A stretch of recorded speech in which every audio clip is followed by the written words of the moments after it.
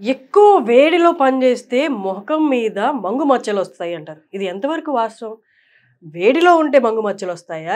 ఏజ్‌తో వస్తాయా? అసలు మగవాళ్ళకి, ఆడవాళ్ళకి అంటే స్త్రీ ఆర్ పురుషులు అన్నది సంబంధం లేకుండా వస్తాయా? ఓన్లీ ఫేస్ వరకే వస్తది అనుకుంటారు. కానీ వీపు మీద గూడా మంగు మచ్చలు వస్తాయి. అది మెడ మీద గూడా వస్తాయి. ఇవన్నీ మనం మాట్లాడదాము. ఇవాళ మనం ఉన్నాం కేహా స్కిన్ క్లినిక్‌లో. నమస్తే అండి. నమస్తే. మంగు మచ్చలు లేదా పిగ్మెంటేషన్ ఎన్ని రకాలు? ఎవరెవరికి వస్తాయి? దానికి కేహాలో ట్రీట్మెంట్ ఏంటి? సో ఈ పిగ్మెంటేషన్ అనేది చాలా వాస్ట్ అన్నమాట. అంటే చాలా రకాలుగా ఉంటాయి. చాలా మంది ఏమనుకుంటారంటే ఓన్లీ మంగు మచ్చలు ఒక్కటే పిగ్మెంటేషన్ ఏమో, మిగతావి కాదనుకుంటారు. ఇందులో డిఫరెంట్ వెరైటీస్ ఉంటాయి. ఓన్లీ ఫేస్ వరకు నల్లగా అయిపోయి బాడీ ఒక కలర్ ఉండొచ్చు, అలా ఉండొచ్చు. మంగు మచ్చలు అంటే బటర్ఫ్లై ప్యాచెస్ లాగా రెండు చీక్స్, ఫోర్ హెడ్, నోస్ అక్కడ ఉండొచ్చు. లేదు అంటే కొంతమందికి సన్ ఎక్స్పోజర్ అయిన ప్లేసెస్ అంతా నల్లగా అయిపోయి లోపలంతా ఫెయిర్ ఉంటుంది. దాన్ని లైకెన్ ప్లానస్ పిగ్మెంటోసిస్ అంటారు. సో ఇలా అన్ఈవెన్ స్కిన్ టోన్ ఉండొచ్చు. కొంతమందికి ఇక్కడ ఒక కలర్, కళ్ళ చుట్టూ నల్లగా, లేదంటే నెక్ నల్లగా, దాన్ని ఎకాంథోసిస్ నైగ్రికెన్స్ అంటారు. సో ఇలా కైండ్స్ ఆఫ్ పిగ్మెంటేషన్ అనేది ఉంటుంది. డిఫరెంట్ వెరైటీస్ ఉంటాయి. సో మన దగ్గరికి చాలా మంది అన్ఈవెన్ స్కిన్ టోన్ కి వస్తారు, నెక్ పిగ్మెంటేషన్ కి వస్తారు, అండర్ ఆర్మ్స్ కూడా ఇక్కడ కూడా నల్లగా అయిపోతారు. ఇప్పుడు ఓవర్ వెయిట్ అయిన వాళ్ళు నల్లగా. సో థైరాయిడ్ ఇష్యూస్ ఉన్న వాళ్ళు, కొన్ని హార్మోనల్ ఇష్యూస్ ఉన్న వాళ్ళు ఇక్కడ నల్లగా అయిపోతుంది. సో ఎక్కడైతే బాడీ ఫోల్డ్స్ ఉంటాయో అక్కడ నల్లగా అయిపోతూ ఉంటుంది అనమాట. ఇది వేడి వల్ల వస్తుంది అంటే ఎక్కువసేపు మనం స్టవ్ దగ్గర నిల్చొని చేస్తే ఆడవాళ్ళకి వస్తాయి. ఇది వేడి వల్ల జనరలీ స్టవ్ అని కాదు, జనరలీ సన్ ఎక్స్పోజర్ వల్ల మనకి పిగ్మెంటేషన్ అనేది ఇంక్రీజ్ అవుతూ ఉంటుంది. ఇప్పుడు ఎంత సన్ స్క్రీన్ యూజ్ చేసినా కూడా ఈ పిగ్మెంటేషన్ వాళ్ళది స్కిన్ అనేది చాలా సెన్సిటివ్ గా ఉంటుంది.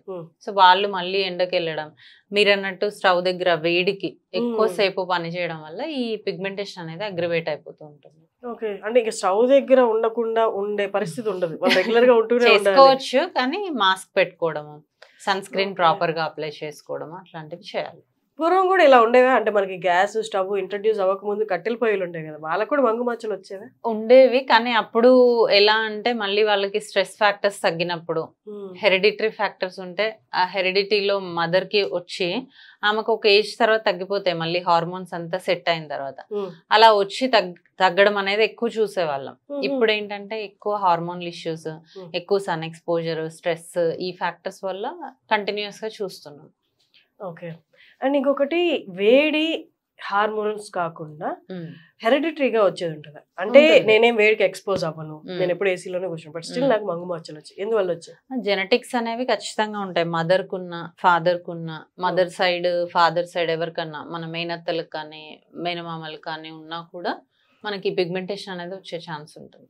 ఓకే, ఇప్పుడు మనకి ట్రీట్మెంట్ ఎలా ఉంటుంది దీనికి రిలేటెడ్? సో ఇప్పుడు ఇందులో స్టేజెస్ ని బట్టి ట్రీట్మెంట్ ఉంటుంది. అంటే వాళ్ళకి ఎంత సివియారిటీ ఉంది, ఎన్ని రోజుల నుంచి పిగ్మెంటేషన్ ప్రాబ్లం ఉంది, ఏ రకమైన పిగ్మెంటేషన్ ఉంది అనే దాన్ని బట్టి ట్రీట్మెంట్ ఉంటుంది అన్నమాట.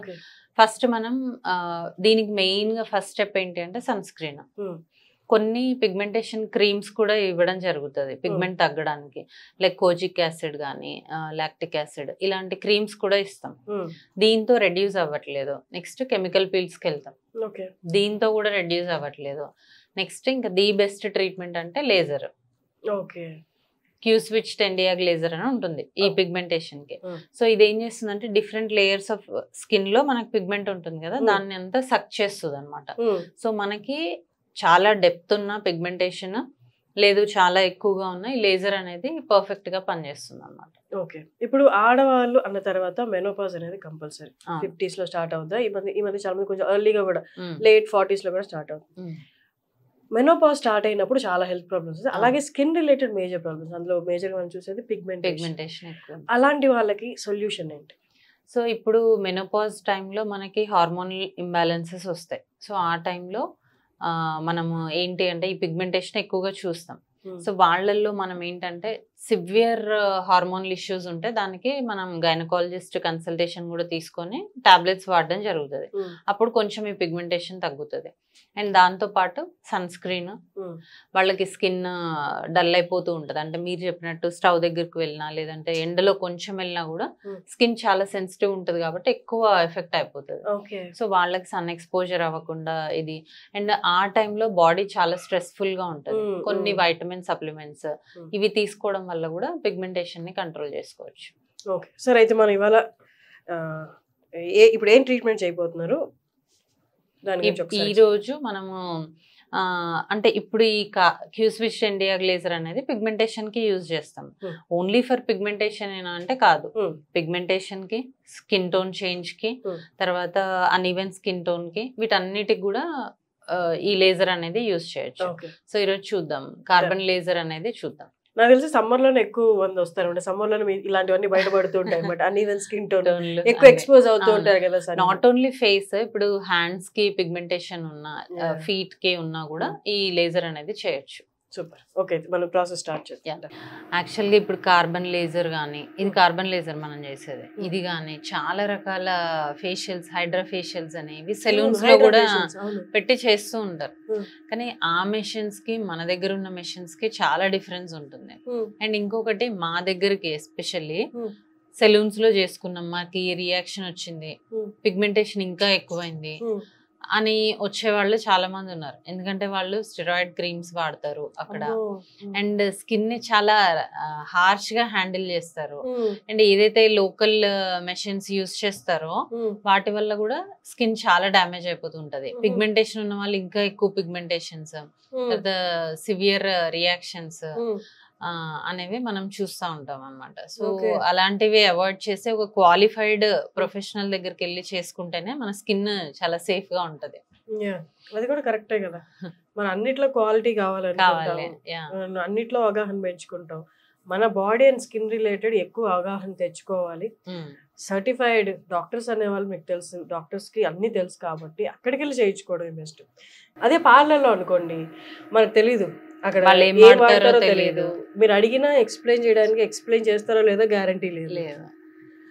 సో బెస్ట్ మీరు డాక్టర్ని కన్సల్ట్ అయ్యి మీ స్కిన్ ఒక్కసారి ఇవాల్యుయేట్ చేయించుకొని ఏమి ఉన్నాయి, ఏమి పడతాయి, ఏమి పడవు అని అప్పుడు ట్రీట్మెంట్ తీసుకోవడం. ఈ మధ్య కాలంలో ఇలాంటి ట్రీట్మెంట్స్ బయట చేసుకొని స్కిన్ బర్న్ అయ్యి వచ్చిన వాళ్ళు చాలా మంది ఉన్నారు. సో ఆ బర్న్ అయితే దాన్ని తగ్గించడానికి చాలా టైం, మళ్ళీ దాని వల్ల వచ్చిన పిగ్మెంటేషన్ ని తగ్గించడానికి ఇంకా టైం, ఖర్చు, మళ్ళీ టైం, ఇవన్నీ కూడా ఆ లోపు వాళ్ళు సైకలాజికల్ గా చాలా అప్సెట్ అయిపోతారు అనమాట. మొన్న వచ్చిన వాళ్ళు బిఫోర్ మ్యారేజ్, అమ్మాయి మ్యారేజ్ ఉంది, మ్యారేజ్ కి ముందు వెళ్ళి కార్బన్ లేజర్ చేసుకుందామని సెలూన్ కి వెళ్ళారు. సో అక్కడ చేయించుకున్న తర్వాత తనకి ఏమైంది, మొత్తం స్కిన్ అంతా బర్న్ అయిపోయింది. 5 days లో పెళ్లి. అలాంటప్పుడు మనం కూడా ఏం చేస్తాం, 5 days లో స్కిన్ ని మొత్తం చేంజ్ చేయలేము. సో చాలా అమ్మాయి సైకలాజికల్ గా డిప్రెస్ అయిపోవడము, పెళ్లి పోస్ట్పోన్ చేసుకోవడము, ఇట్లాంటివి కూడా జరుగుతాయి అన్నమాట. సో రిస్క్ చేయకండి, ప్రొఫెషనల్ కానీ ఇంపాక్ట్ చూడండి పర్సనల్ లైఫ్ మీద పడింది. పెళ్లి పోస్ట్పోన్ చేసుకోవడం అంటే అదొక పెద్ద డిసప్పాయింటింగ్ థింగ్ అన్నమాట. ఓకే, ఇప్పుడు మనం చేసేది కార్బన్ లేజర్ పీల్. మనం ఈ క్లయింట్ కి మనం దేనికి చేస్తున్నామంటే open pores and even skin tone. So దీంట్లో డిఫరెంట్ ప్రోబ్స్ ఉంటాయి. సో ఇది ఇప్పుడు మనం ఇది చేసేది టోనింగ్ కి గానీ ఓపెన్ పోర్స్ దీనికి చేస్తాం. ఇందులో చాలా రకాలు ఉంటాయి. పిగ్మెంటేషన్ కి ఒకటి, పింపుల్ మార్క్స్ ఉంటే ఒకటి, తర్వాత పుట్టు మచ్చలు ఉంటే ఒకటి, అలా డిఫరెంట్ వెరైటీస్ ఉంటాయి అన్నమాట. సో ఈ రోజు మనం చేసేది కార్బన్ లేజర్. దీంతో స్కిన్ టోన్ ఇంప్రూవ్ అవుతుంది, ఓపెన్ పోర్స్ తగ్గుతాయి. మనకి ఇప్పుడు చాలా ఆయిలీగా ఉండి స్కిన్ పింపుల్స్ వస్తూ ఉంటాయి కదా, ఆయిల్ కంట్రోల్ కూడా జరుగుతుంది అన్నమాట. సో ఇప్పుడు మనం కార్బన్ మెటీరియల్ అనేది అప్లై చేస్తాం స్కిన్ పైన. సో ఇదేం చేస్తుంది అంటే మన బాడీలో అంటే ఫేస్ లో ఉన్న పిగ్మెంట్ కి అటాచ్ అవుతుంది. కొంచెం సేపు ఉంచుతాం, ఇదంతా డ్రై అయింది కదా, ఇప్పుడు పిగ్మెంట్ కి అటాచ్ అవుతుంది. దీనిపైన మనం ఈ లేజర్ చేస్తే ఆ పిగ్మెంట్ అంతా లేజర్ తో వచ్చేస్తుంది. సో ఇది ప్రాసెస్, ఒకసారి చూద్దాం. ఇందులో మనకి సెట్టింగ్స్ ఉంటాయి అన్నమాట. అంటే క్లయింట్ స్కిన్ కలర్ ఏంటి, వాళ్ళ కన్సర్న్ ఏంటి, దేనికోసం వచ్చారు అనే దాన్ని బట్టి మనం సెట్టింగ్స్ చేసుకోవాలి. అయితే నెక్స్ట్ టైం వచ్చినప్పుడు మళ్ళీ లాస్ట్ టైం ఏం చేసాము, ఈసారి ఎంత ఇంక్రీజ్ చేయాలి అనేది ఒకళ్ళకి ఇంకొకళ్ళకి డిఫరెంట్గా ఉంటుంది. సో ఇప్పుడు మనము ఇది ఫస్ట్ స్టెప్లో ఎలా ఉంటుందంటే, మనం చేసే లేజర్ ఈ కార్బన్ వెళ్ళి పిగ్మెంట్కి అతుక్కోవడానికి.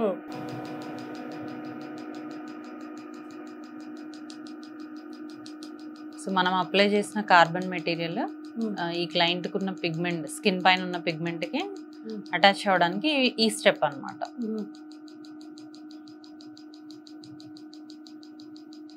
సో ఇది పెయిన్లెస్ కూడా ఉంటుంది, ఎలాంటి డిస్కంఫర్ట్ ఉండదు. అండ్ చేసిన తర్వాత కూడా మనం జనరల్గా యూజ్ చేసే సన్ స్క్రీన్ అండ్ మాయిశ్చరైజర్ తప్ప ఎక్కువ కేర్ ఏమీ అవసరం లేదు. నెక్స్ట్ స్టెప్లో ఏంటంటే, ఇప్పుడు ఆల్రెడీ మనం కార్బన్ పిగ్మెంట్కి అటాచ్ అయ్యేలాగా చేసాం. ఇప్పుడు ఈ స్టెప్లో ఈ మనకి పిగ్మెంట్ రిమూవల్ చూసారా,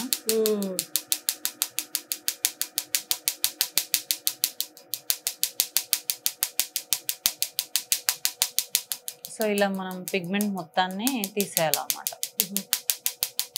దీనివల్ల ఏమవుతుందంటే, ఇప్పుడు ఏదైతే మనం అప్లై చేసిన కార్బన్ వచ్చేస్తుంది, సక్ చేస్తుంది కదా ఇది, దాంతో పాటు పిగ్మెంట్ ని కూడా సక్ చేస్తుంది. అలా మనం రిపీటెడ్ గా చేయడం వల్ల మనకి స్కిన్ పైన ఉన్న పిగ్మెంట్ అనేది తగ్గుతూ ఉంటుంది అన్నమాట. సో ఇప్పుడు ఫస్ట్ సెషన్ కి ఎంతైతే వచ్చిందో మళ్ళీ సెకండ్ టైం మనం దీన్ని కొంచెం ఇంక్రీజ్ చేసుకొని చేసుకోవాల్సి ఉంటుంది. సో అప్పుడు మెల్లగా మనం పిగ్మెంటేషన్ మొత్తాన్ని క్లియర్ చేసుకోవచ్చు.